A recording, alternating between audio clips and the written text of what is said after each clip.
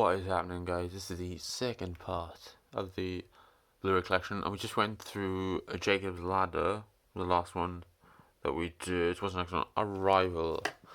There's Denis Villeneuve's Arrival.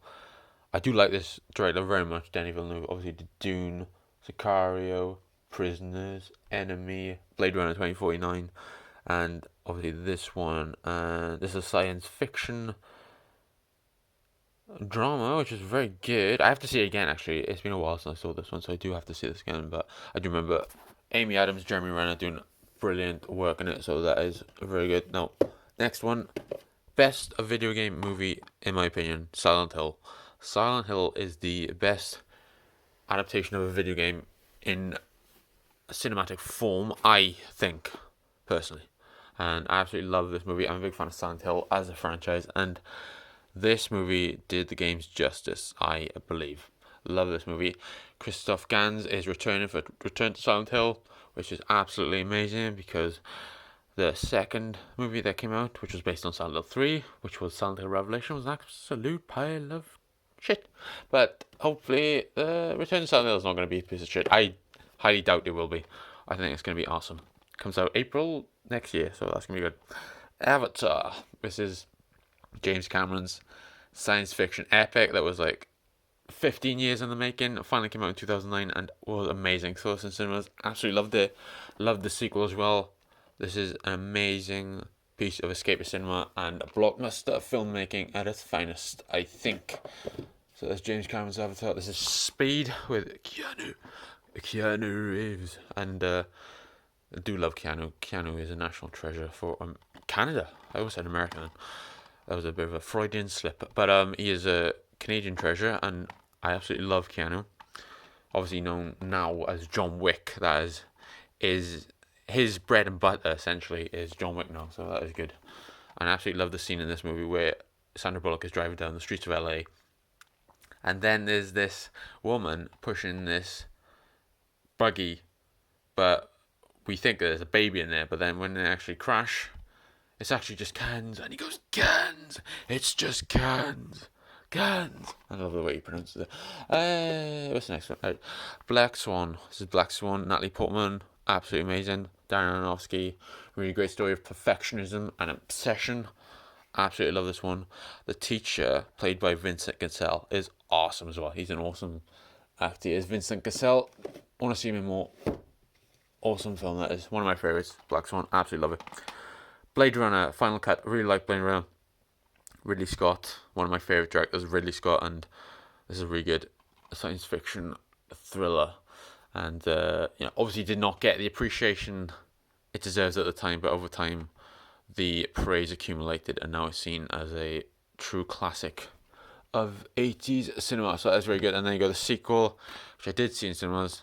Very good. Very different type of film to the first one. Very unconventional, whereas the first one was a bit more straightforward. I think Denis Villeneuve did a very good job on this one. It certainly made it look spectacular. And Ryan Gosling is very good. And obviously Harrison Ford. And you got Jared Leto. Got Mr. 30 Seconds to Mars himself. And he's also very good. Everyone's good in this movie. I mean, everyone is good. And I think that is, Denis Villeneuve, he does bring out the best in his actors. So that is a very great one. This is Walk Among the Tombstones with Liam Neeson. This is one of Liam Neeson's best action thrillers, I think. I do like quite a lot of them. Unknown, maybe the one I like the most, I think. I do like Unknown quite a bit. But Walk Among the Tombstones is a really great throwback to the rainy day thriller of the 90s. And the 90s was a prime spot for all the crime thrillers that were coming out at the time. And this definitely is a throwback to that particular period of time in cinema history. So I do love this one very much. That's a really good one. And you got, obviously, Star Wars. What can you say about Star Wars? Absolutely love Star Wars. This is the 6 movies. And they're all on Disney Plus now, so there's no real point in owning all these. But it's nice to have. It is nice to have these ones, but this is the complete saga. Well, they said the complete saga. They did not take into account they were going to do 30,000, I should say, sequels in the form of films and TV. So that is that. There's a King Kong. So it's in cinemas, absolutely amazing. I love King Kong, Peter Jackson, and this was one of the first films I remember seeing where the ending was not entirely happy when I was a little kid, and I was really upset at the ending of this movie because of that. And I vividly remember being confused why the ape was not getting up. Surely get up in a sequel, right? What's this now? This is Sicario and Sicario 2. Denis Villeneuve again for the first one. And another guy did the second one. Like them both, I think the second one's a bit more over the top. You'll see what I mean when you see Benicio del Toro doing his little pistol trick in the second one. A bit more over the top, but still, they're both good.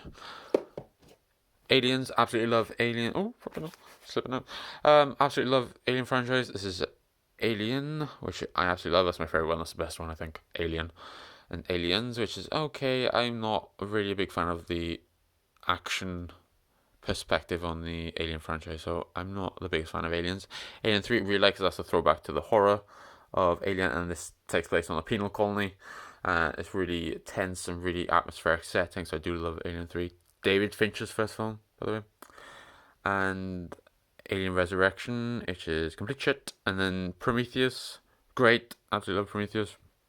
And Alien Covenant, which is where the formula is running a bit thin, I think, because Alien Covenant just feels like the previous entries and there's nothing really special about it, but it was still enjoyable. I quite liked it, but nothing really special there. And then you got Twin Peaks. Love Twin Peaks, the TV show. It's one of my favourite TV shows, particularly season 1 and 2. You got season 3 in here, which is a bit weird.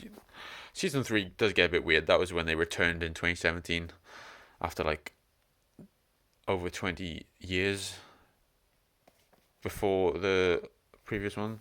So that is a long time that they waited, and then they came back. And season 3 is a little bit weird, and it has an entire episode where you're following a fucking supernova, which is a bit perplexing. But that is David Lynch. I mean, he's weird and wonderful. So good stuff, that is. And next one, Twin Peaks Fire Walk With Me. This is the prequel that follows Laura Palmer, who's essentially the MacGuffin in Twin Peaks season 1 and 2. You know what I mean? They are investigating her murder, so this is the lead up to her murder. Essentially, is what this is. Prequel film, very good. Have to see it again. Still sealed, so I'll have to see it again. Mission Impossible. I do love Mission Impossible. Love Tom Cruise. This is the Mission Impossible 1 to 4. So they are very, very good. And absolutely love Mission Impossible. Dead Reckoning Part 1 is amazing. Everyone should go see it, because it's fucking losing money. And it doesn't deserve to, because it's a brilliant piece of cinema. And the next one, Rogue Nation, is Mission Impossible 5. This one might be objectively the best one, I think.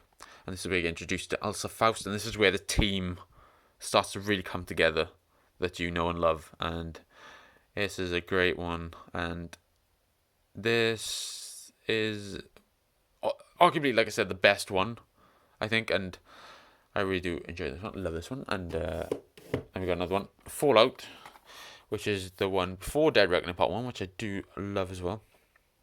Got Henry Cavill in this one, Mr. Superman, who can't decide if he wants to do American accent or English accent, but that's okay, Henry, we love you. Anyway.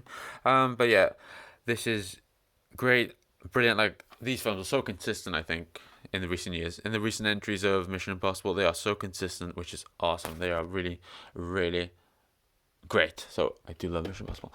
Now you got Wind Rises. Oh no, it's Mission Impossible 4. Wind Rises by Studio Ghibli. Hayao Miyazaki. This is an amazing Studio Ghibli movie that is based on the aeronautical engineer of World War One. This is what is his name? It is Hiro, I believe. Yeah, Hiro. We follow Hiro as he embarks on his journey of being an aeronautical engineer, and it's a biopic of his life, which is really cool and amazing movie. This one, absolutely love this one. Studio Ghibli is awesome. This is Perfect Blue.